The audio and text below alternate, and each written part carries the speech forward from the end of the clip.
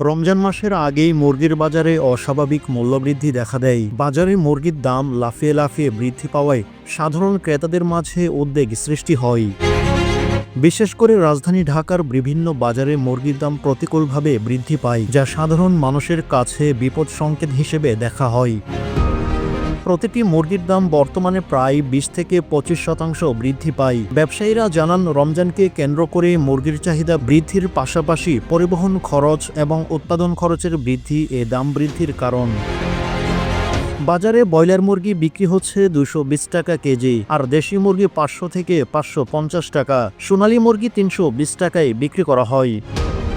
অন্যদিকে ব্যবসায়ীরা আরও জানান, রমজানের আগে বিভিন্ন পণ্যের দাম বৃদ্ধি সাধারণ বিষয় হলেও মুরগির এ অস্বাভাবিক মূল্যবৃদ্ধি অনেকেই অস্বাভাবিক এবং অগ্রহণযোগ্য বলে মনে করেন। এই পরিস্থিতিতে ক্রেতাদের অনেকে মুরগির পরিবর্তে অন্য প্রোটিন উৎসের দিকে ঝুঁকছে।